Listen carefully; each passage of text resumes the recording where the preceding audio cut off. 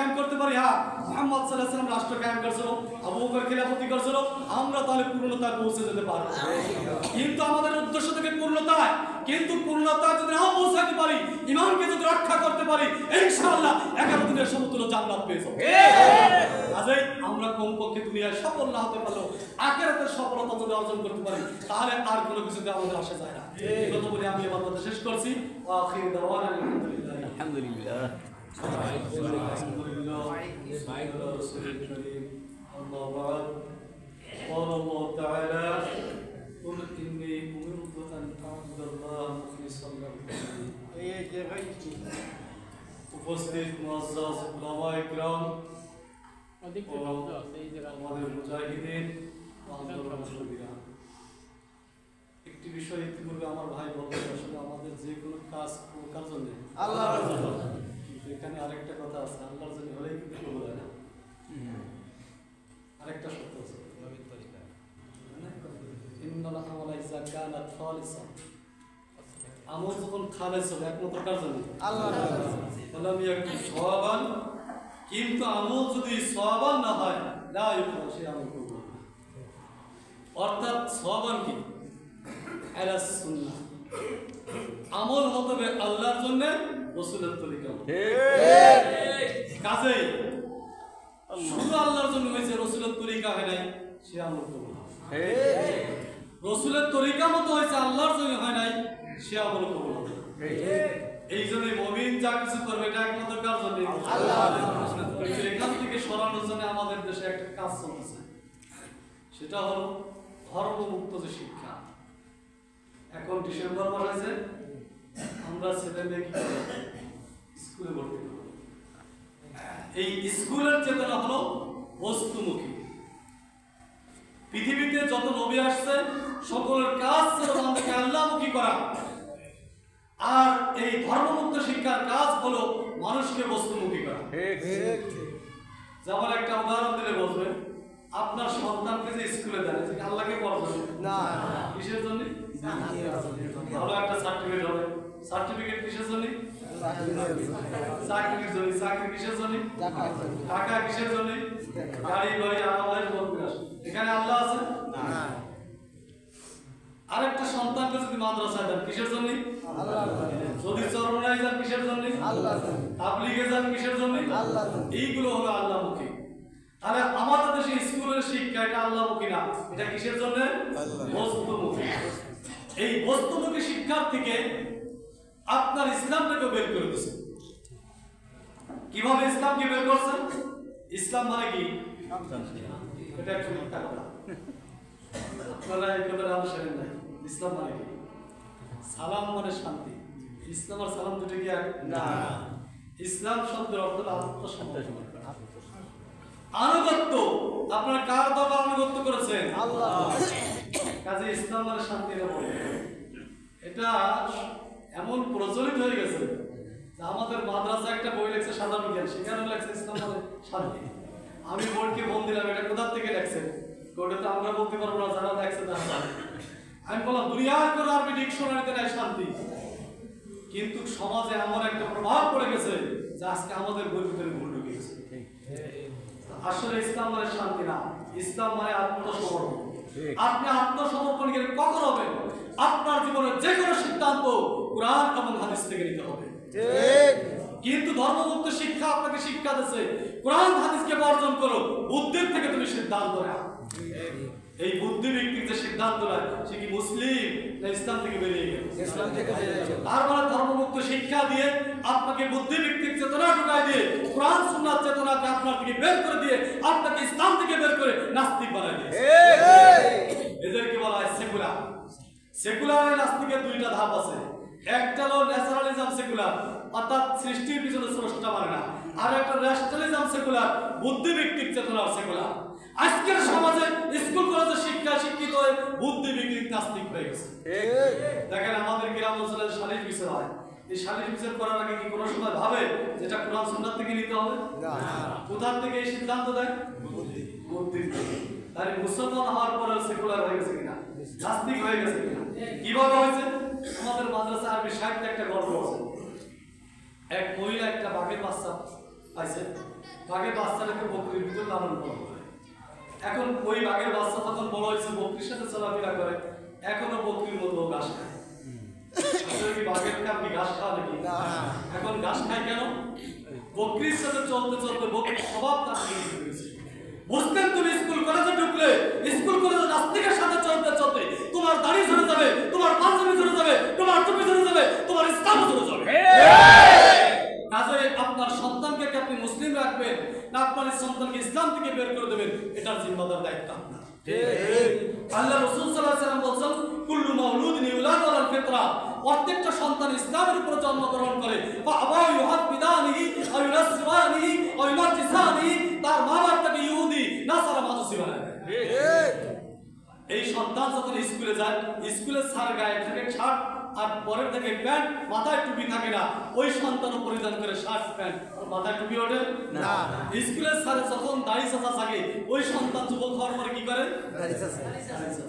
আরে আপনার সন্তানকে যে ইসলাম থেকে বের করে দিলেন, স্কুলে ঢুকায় কিনা? ঠিক। কাজে আপনার সন্তানকে যদি মুসলিম রাখতে চান, সাবধান, স্কুল আমাদেরকে ধ্বংস করেছে। আমার উস্তাদ মোহতারাম মুন্সি হুজুর বলতেন যে প্রাইমারি মানে আমাদেরকে প্রাইমারি মেরে ফেলে। ঠিক ঠিক। কাজে হুঁশিয়ার থাকতে হবে, কোন সন্তানকে আমরা কেজি স্কুলে, কোন সন্তানকে আমরা প্রাইমারিতে দেবো না। আমাদের সন্তানকে বাংলা অঙ্ক ইংরেজি শেখানোর জন্য এখন আর স্কুলের প্রয়োজন নেই। আমাদের মাদ্রাসাগুলোতে যে বাংলা অঙ্ক ইংরেজি শেখায়, এটা স্কুলের চেয়ে অনেক ভালো শেখায়।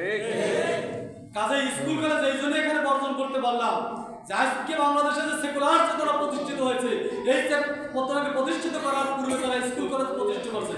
স্কুল কলেজে লেখাপড়া করে এক ঝাঁক সেকুলার জেনারেশন তৈরি হয়েছে। সেকুলার জেনারেশন তৈরি হয়ে সেকুলার দল তৈরি করেছে। সেকুলার দল তৈরি করে রাষ্ট্রের ক্ষমতা যায় সেকুলার রাষ্ট্র তৈরি করেছে।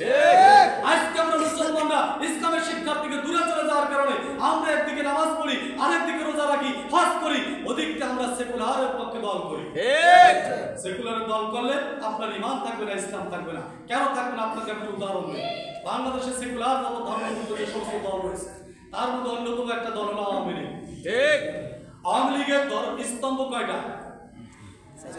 মুসলমানের ইসলামের স্তম্ভ কয়টা? 5টা। শেখ মুজিব বলছে আমাদের স্তম্ভ 4টে। তার মানে ইসলামের বিপরীত আরেকটা জীবন আদর্শ দান করছে। ঠিক ঠিক। 1 নম্বর স্তম্ভ হলো জাতীয়তাবাদ। ইসলাম জাতীয়তাবাদকে মিটাইছে, আর উনি এসে বললেন আমাদের স্তম্ভ জাতীয়তাবাদ। এটা কি ইসলাম না এটা কুফর? কুফরই। 2 নম্বর স্তম্ভ বললেন ধর্মনিরপেক্ষতা। ধর্মনিরপেক্ষতার স্লোগান হলো ফসলুদ্দিন আনিদ দৌলা, রাষ্ট্রে কোনো ধর্ম চলবে না, ধর্ম থাকবে যার ব্যক্তিগত। অথচ আল্লাহ তাআলা বলেছেন দুখুলু ফিস সিলমি কাফা, ইসলামের ভিতরে পরিপূর্ণ প্রবেশ করো। ইসলামের একটা বিধান হলো আকিমুদ্দিন, আল্লাহর জমিনে দ্বীন কায়েম করো। তারা বলে না আল্লাহর জমিনে রাষ্ট্রে দ্বীন চলবে না, ইসলাম না কুফর? পৃথিবীর সমস্ত ইসলামিক স্কলারশিপ যারা এটা নিয়ে গবেষণা করেছে, বাংলাদেশ, ভারত, শুধু পাকিস্তান না, আরব বিশ্বের অনেক লেখকের গবেষণা দেখলাম, সকল স্কলারশিপ একমত সেকুলার মতবাদকে যারা বিশ্বাস করবে, ইসলামের গণ্ডিত থেকে বেরিয়ে তিনি কাফের হয়ে যাবে।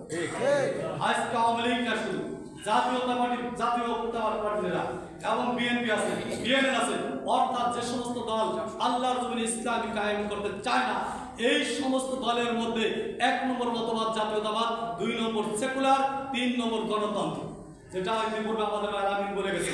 এই গণতন্ত্র মানে শব্দ বলেন গণগণের জনগণ, তন্ত্র মানে আইন, জনগণের আইন। এই জন্য পুরা বলে জনগণ যেদিকে আইন সেদিকে।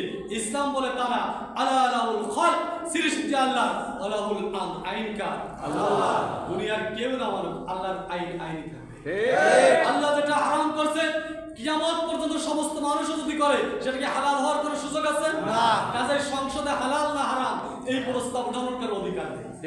এটা পাস হবে কি হবে না এটার কোনো অধিকার নেই। মুসলমান তুমি যদি থাকতে চাও, আল্লাহর আইন, এটার কোনো ভোটের প্রয়োজন নেই। এটার নাম হলো ইসলাম। তো এইখানে তারা এটাকে বর্জন করে তার গণতন্ত্রকে সমস্যা করতে হবে। এই গণতন্ত্রকে যারা বিশ্বাস করবে তারা ইসলামের গণ্ডিত থেকে বেরিয়ে কাফের। এই জন্য এই নীতিমালাগুলোকে স্তম্ভ করে যারা দল করে, সেই দল যারা করে তারাও ইসলামের গণ্ডিত থেকে বেরিয়ে যায়। কাজেই হাফিজুর রহমাতুল্লাহ আমরা মুসলমানদেরকে ডাক দিয়েছিল তওবার রাজনীতি, মানে সেকুলারকে বর্জন করো, কুফরকে বর্জন করো, আল্লাহর জমিনে ইসলামের ঝান্ডাকে নিয়ে এগিয়ে চলো। কাজেই আমাদের ইসলামী আন্দোলনের মূল মাকসাদ হলো মানুষকে কুফরি থেকে মুক্ত করার জন্য, সেকুলার থেকে মুক্ত করার জন্য তওবা করে আপনি যদি খিলাফত উদ্ধার করতে না পারেন, অন্তত আপনার ঈমানটাকে রক্ষা করে আপনি যেন কবর পর্যন্ত পৌঁছাইতে পারেন। কাজে আমি আপনাদেরকে আহ্বান করব যে আমাদের এলাকায় এখনো যারা বিএনপি করে, আওয়ামী লীগ করে, জাতীয় পার্টি করে, এই সমমনা দল করে, এটা কুফরি দল। কারণ তারা কি আল্লাহর জন্য ইসলাম চায় না। আরেকটা কথা মনে রাখবেন, যদি আপনি ধরে নেন যে কুফরি না, তারপরে তারা কাফের হয়ে যায়। কিভাবে কাফের হয়? আল্লাহর জমিনে ইসলাম কায়েম করা এটা কি ফরজ না সুন্নাত? ফরজ। যদি কোনো ব্যক্তি ফরজে বাধা দেয় তার কি ঈমান থাকে না। আর উদাহরণ হলো একটা লোক ওযু করছে, মুখ ধুইছে, হাত ধুইছে, মাথা মাসা করছে, পাও ধুইছে, শেষে একটা পাত দিছে, বলে রোজা আছে না। বলে নামাজ পড়ে, রোজা রাখে, হজ করে, যাকাত দেয়, আল্লাহর জমিনে যারা ইসলাম কায়েম করতে চায় তাদেরকে বাধা দেয়, তাহলে তার ঈমান আছে না ভেঙে গেছে? বুঝতে পারছেন? তাহলে আওয়ামী লীগ কি আমাদেরকে ইসলাম কায়েম করার সহযোগিতা করে না বাধা দেয়? বিএনপি কি সহযোগিতা করে না বাধা দেয়? জাতীয় পার্টি সহযোগিতা করে না বাধা দেয়? শুধু বাধা দেয় না, পারলে আমাদেরকে গুলি করে হত্যা করে ধরে জেলে প্রবেশ করায় দেয়। কাজেই যারা আল্লাহর জমিনে ইসলাম কায়েম করতে বাধা দেয়, ওমান আযলামু মিম্মান মানা মাসাজিদাল্লাহ, আল্লাহর কোরআনে বলছে আল্লাহর ঘর মসজিদে আসতে যারা বাধা দেয় ওদের চাইতে আল্লাহর জমিনে কোনো বড় ইসলামী রাষ্ট্র কায়েম করতে যারা বাধা দেয় ওদের চাইতে আল্লাহর জমিনে কোনো বড় জালেম না।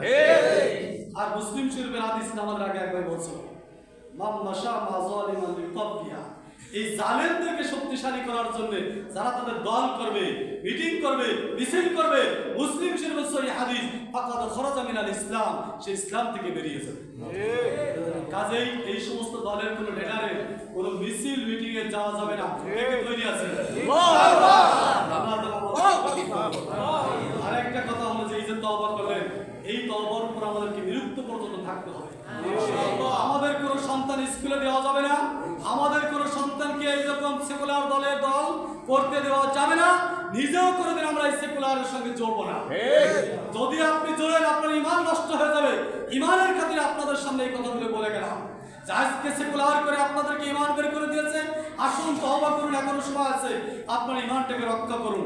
যদি আমরা কিয়ামত কায়েম করতে পারি আলহামদুলিল্লাহ, এই রাস্তা যদি আমরা ফেল করি তাতেও কিন্তু আমাদের পরাজয় কিছু না। কারণ সারা আলাইকুম আসসাবি নূহ আলাইহিস সালামকে আল্লাহ তাআলা যে দিন দিয়েছেন উনি কি রাষ্ট্র কায়েম করছেন না। এরপর আরেকটা কথা বলছে, ওয়াসাইনা ইব্রাহিম মুসা ওয়া ঈসা, ইব্রাহিম মুসা ঈসাকে এটা আদেশ করেছিল, এটা কি রাষ্ট্র কায়েম করছেন? কাজে রাষ্ট্র কায়েম না করতে পারলে আমাদের ব্যর্থতা। ঠিক, যদি রাষ্ট্র